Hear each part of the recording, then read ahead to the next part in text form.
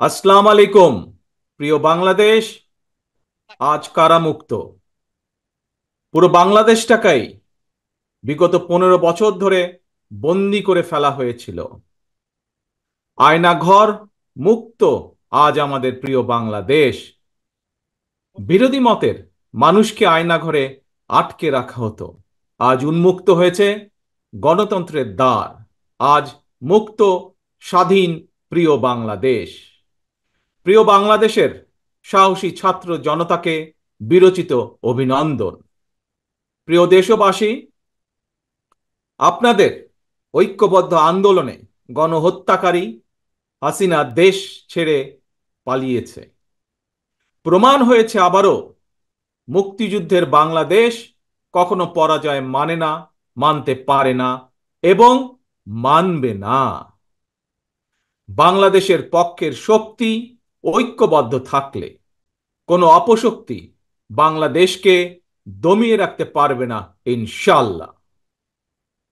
1971 এর মুক্তিযুদ্ধ আর 2024-এর মুক্তিযুদ্ধ, উভয় মুক্তিযুদ্ধেই জনগণের বার্তা একটি। কি সেটি? সেই বার্তা হলো, শর্ত দিয়ে স্বাধীনতা হয় না। স্বাধীনতা প্রিয় জনগণ, স্বাধীনতা অর্জন কিংবা স্বাধীনতা রক্ষায় কোনো শর্ত মানে না, মানতে রাজি না। গণহত্যাকারী স্বৈরাচারী হাসিনা পালিয়ে যাবার পরে বাংলাদেশ থেকে, প্রিয় বাংলাদেশ থেকে আমি যত মানুষের সাথে কথা বলেছি, প্রতিটি মানুষ অনুভূতি প্রকাশের প্রথম উচ্চারণ ছিল, বাংলাদেশ স্বাধীন হয়েছে। স্বাধীন বাংলাদেশ থেকে বলছি। দেশ এবং জনগণকে স্বাধীন করতে গিয়ে চোখে মুখে বুকে গুলি আলিঙ্গন করা আবু সাইদ কিংবা মুগ্ধের মতন হাজারো ছাত্র ছাত্রী, তরুণ তরুণীকে প্রাণ বিসর্জন দিতে হয়েছে। আহত হয়েছেন অসংখ্য, অগণিত মানুষ। এর ভিতরে ছাত্র ছাত্রী রয়েছেন, এর ভিতরে রয়েছেন সাধারণ মানুষ, গৃহিণী, এর ভিতরে রয়েছেন রাজনৈতিক নেতা কর্মী বৃন্দ। গণতন্ত্রের বিজয়ের ইতিহাসের এই মানুষগুলোর স্মরণীয় হয়ে থাকবেন। ছাত্র জনতার এই বিপ্লবে দেশের সকল শ্রেণী পেশার মানুষ সেদিন রাজপথে নেমে এসেছিলেন। গণতন্ত্রের পক্ষের রাজনৈতিক দলের নেতাকর্মীদের পাশাপাশি একজন মা যেমন তার সন্তানকে কোলে নিয়ে সেদিন রাজপথে সামিল হয়েছিলেন, একইভাবে শিক্ষক, সাংবাদিক, বুদ্ধিজীবী, সাংস্কৃতিক কর্মী, শ্রমিক সহ সকল শ্রেণী পেশার মানুষ সেদিন রাজপথে নেমে এসেছিলেন। 52, 71 কিংবা 90-এর মতন দেশের ছাত্র সমাজ বিজয়ের নতুন আরেকটি অমর ইতিহাস রচনা করেছেন। ছাত্র জনতার ঐক্যবদ্ধ বিপ্লবের মধ্য দিয়ে 2024 সালের 5ই আগস্ট বাংলাদেশ দেখেছে আরেকটি বিজয়। আমি বিএনপি সহ গণতান্ত্রিক আমি প্রতিটি রাজনৈতিক দলের পক্ষ থেকে দলমত নির্বিশেষে অভিনন্দন জানাই বাংলাদেশের বীর জনতাকে। প্রিয় দেশবাসী, হাজারো শহীদের রক্তের বিনিময়ে অর্জিত স্বাধীনতার গৌরবকে কালেমুক্ত করার ষড়যন্ত্র এরই ভিতরে আবার শুরু হয়ে গিয়েছে। দেশকে গণতন্ত্রের উত্তরণের চলমান প্রক্রিয়াকে বাধাগ্রস্ত করতে সারা দেশে অস্থিতিশীল পরিবেশ সৃষ্টির ষড়যন্ত্র স্পষ্ট হয়ে উঠছে। প্রশাসনের প্রতি আহ্বান, শক্ত হাতে আইন শৃঙ্খলা নিয়ন্ত্রণ করুন, প্রতিটি মানুষের নিরাপত্তা নিশ্চিত করুন।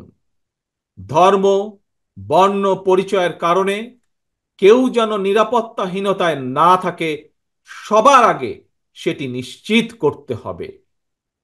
দেশের বর্তমান পরিস্থিতিতে বিএনপি সহ বাংলাদেশের গণতন্ত্রের পক্ষের দলগুলোর দৃষ্টি আকর্ষণ করে বলতে চাই, ষড়যন্ত্রকারীদের এই নৈরাজ্যের কাছে আমরা হার মানতে পারি না। আমি বিশেষ করে এই মুহূর্তে দেশের সবচেয়ে বড় এবং জনপ্রিয় রাজনৈতিক দল হিসাবে সারা দেশে বিএনপির সর্বস্তরের নেতাকর্মীর প্রতি আহ্বান রেখে বলতে চাই, আপনারা যিনি যেখানে বসবাস করেন, সেখানে আপনার বন্ধু কিংবা পাড়া প্রতিবেশী, তিনি মুসলমান, বৌদ্ধ, হিন্দু, খ্রিস্টান, ধর্মীয় পরিচয় যাই হোক না কেন, বিশ্বাস যাই হোক না কেন, তার নিরাপত্তায় আপনি ঢাল হিসাবে দাঁড়িয়ে দৃষ্টান্ত স্থাপন করুন। আমাদেরকে মনে রাখতে হবে, বাংলাদেশে ভূখণ্ডে বসবাসকারী প্রত্যেকটি মানুষের একটি পরিচয়, সেটি হচ্ছে আমরা বাংলাদেশী। প্রিয় ভাই বোনেরা, আরেকটি বিষয়ের প্রতি আপনাদের দৃষ্টি আকর্ষণ করে কথা বলতে চাই। একটি সভ্য এবং গণতান্ত্রিক রাষ্ট্রে পুলিশ অপরিহার্য। পুলিশ জনগণের শত্রু নয়। গণহত্যাকারী হাসিনা বিনা ভোটে ক্ষমতায় থাকার জন্য আইন শৃঙ্খলা বাহিনীকে জনগণের শত্রু হিসাবে দাঁড় করিয়েছে। তবে আমি বিশ্বাস করি, বিএনপি বিশ্বাস করে, বাংলাদেশের গণতান্ত্রিক রাজনৈতিক দলগুলো প্রত্যেকে বিশ্বাস করে, পুলিশের ভেতরে একটি চক্র ছাড়া অধিকাংশ পুলিশ কর্মকর্তা এবং সদস্য চাকরিবিধি মেনেই, দেশের আইন কানুন মেনেই দায়িত্ব পালনের চেষ্টা করছেন। হাসিনার পালনের পরে বর্তমানে খুব সুকৌশলে একটি চক্র পুলিশের মনোবল ভেঙে দেওয়ার ষড়যন্ত্রে লিপ্ত হয়েছে। পুলিশকে অকার্যকর করে দেওয়া গেলে দেশকে অস্থিতিশীল করা সহজ। ধর্মীয় সংখ্যালঘু জনগোষ্ঠীর মনে নিরাপত্তাহীনতা সৃষ্টি করা সহজ। অস্থিতিশীলকারীদের আমি হুঁশিয়ার করে দিয়ে বলতে চাই, পুলিশ কিংবা ধর্মীয় সংখ্যালঘু জনগোষ্ঠী আজ থেকে, এই মুহূর্ত থেকে হামলা কিংবা নৈরাজ্য বন্ধ করুন। এমনকি কেউ বিএনপির নাম ব্যবহার করে কোনো অপকর্ম করতে চাইলে তাকে ধরে আইনে হাতে তুলে দিন। কোনো পুলিশের বিরুদ্ধে কোনো সুনির্দিষ্ট অভিযোগ থাকলে সংশ্লিষ্ট কর্তৃপক্ষের কাছে যথা নিয়মে অভিযোগ দায়ের করুন। দেশবাসীর প্রতি আমার বিনীত আহ্বান, কেউ দয়া করে নিজের হাতে আইন তুলে নেবেন না। প্রতিহিংসা, প্রতিশোধে লিপ্ত হবেন না দয়া করে। বিচারের ভার নিজ হাতে দয়া করে তুলে নেবেন না।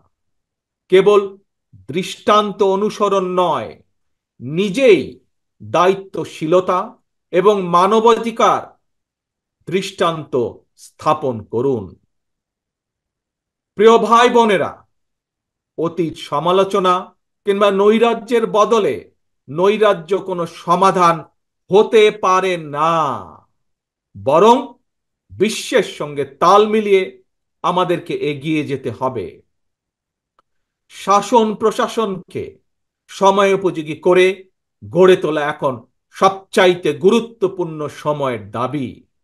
জ্ঞানভিত্তিক রাষ্ট্র সমাজ নির্মাণের লক্ষ্যে নিয়োগ কিংবা প্রমোশনে মেধার সর্বোচ্চ অগ্রাধিকার থাকতে হবে। দেশকে আমদানি নির্ভর কিংবা বৈদেশিক নির্ভরতা থেকে বের করে আনতে হবে আমাদেরকে। দেশীয় উৎপাদন এবং উৎপাদনের প্রযুক্তিত নির্ভরতা বাড়াতে হবে। দেশে কর্মসংস্থান তৈরি করে বেকার সমস্যার সমাধান দ্রুতই চেষ্টা করতে হবে সমাধান করার জন্য। গার্মেন্টস, শ্রম, ঔষধ, আউটসোর্সিং সহ সম্ভাবনায় খাতগুলোকে নিয়ে রফতানির বাজারের আওতা আমাদেরকে যে কোনো মূল্যে বাড়াতে হবে। প্রযুক্তি নির্ভর এবং কর্মমুখী শিক্ষা ব্যবস্থা চালু করে দেশে বিদেশে শ্রমবাজারের প্রতিযোগিতায় টিকে থাকার মতো দক্ষ এবং মেধাবী প্রজন্ম গড়ে তুলতে হবে। স্বাস্থ্য চিকিৎসা ব্যবস্থাকে আধুনিক এবং বাস্তবসম্মত করার লক্ষ্যে প্রাথমিক স্বাস্থ্য সুরক্ষা নীতির উপরে অবশ্যই অবশ্যই গুরুত্ব দিতে হবে। সবার জন্য সুবিচার নিশ্চিত করতে আইনের শাসন নিশ্চিত করা অবশ্যই অবশ্যই প্রয়োজন এবং নিশ্চিত করা হবে। প্রিয় ভাই বোনেরা, দেশে কিংবা প্রবাসে এমন অনেক বাংলাদেশি রয়েছেন যারা জ্ঞানে বিজ্ঞানে অভিজ্ঞতায় সমৃদ্ধ। প্রচলিত রাজনৈতিক ব্যবস্থায় বিজ্ঞদের এরকম অনেকেই সংশ্লিষ্ট হতে চান না। সুতরাং এইসব গুণী মানুষদেরকে রাষ্ট্র পরিচালনায় ও নীতি প্রণয়নে অন্তর্ভুক্ত করতে জাতীয় সংসদে উচ্চ কক্ষ চালু করার প্রস্তাব বাংলাদেশ জাতীয়তাবাদী দল রেখেছে। এরই ভিতরে রাজনৈতিক এবং রাষ্ট্র পরিচালনায় গুণগত পরিবর্তন আনতে না পারলে আমাদের আজকের এই বিপ্লব কাঙ্ক্ষিত ফল মিলবে না। প্রিয় ভাই বোনেরা, 12.5 কোটি ভোটারের অধিকার কেড়ে নিয়েছিল স্বৈরাচার। গত 15-16 বছর ধরে জনগণের উপরে স্বৈরা শাসন চাপিয়ে দিয়েছিল। স্বৈরাচার গণহত্যাকারী হাসিনার পতনের মধ্যে দিয়ে হাজারো শহীদের রক্ত রঞ্জিত বিপ্লবের প্রথম ধাপ সফল হয়েছে মাত্র। ছাত্র জনতার এই রক্ত ঝরা বিপ্লবের চূড়ান্ত লক্ষ্য একটি বৈষম্যহীন গণতান্ত্রিক বাংলাদেশ। তাই বিপ্লবের লক্ষ্য বাস্তবায়নে দ্রুততম সময়ের মধ্যে জাতীয় নির্বাচন অনুষ্ঠান করতে হবে। দ্রুততম সময়ের মধ্যে জনগণের ভোটে নির্বাচিত প্রতিনিধিদের কাছে ক্ষমতা হস্তান্তর করতে হবে। স্বৈরাচার হাসিনা পতনের রক্ত রঞ্জিত বিপ্লবকে সার্থক এবং সফল করে আসুন নাগরিক হিসাবে আমরা আরো দায়িত্বশীল আচরণ করি। বিভেদ, বিরোধ, হিংসা, প্রতিহিংসা নয়। আসুন সবাই মিলে রাষ্ট্র এবং সমাজে মুক্তিযুদ্ধের মূল মন্ত্র সাম্য, মানবিক মর্যাদা, সামাজিক সুবিচার প্রতিষ্ঠা করার শপথ গ্রহণ করি। নতুন প্রজন্মের জন্য একটি দুর্নীতিমুক্ত এবং জবাবদিহিমূলক একটি নিরাপদ গণতান্ত্রিক বাংলাদেশ আমরা গড়ে তোলার সর্বোচ্চ চেষ্টা করি।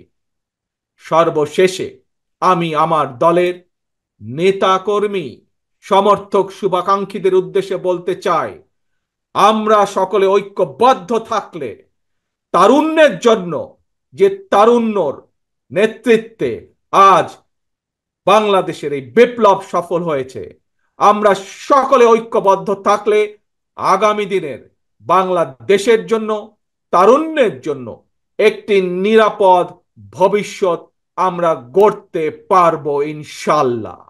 সবাই যার যার এলাকায় জনগণের সঙ্গে থাকবেন, জনগণকে সঙ্গে রাখবেন, কারণ জনগণই বিএনপির সকল ক্ষমতার উৎস। আল্লাহ হাফেজ। বাংলাদেশ জিন্দাবাদ। বাংলাদেশ জাতীয়তাবাদী দল জিন্দাবাদ।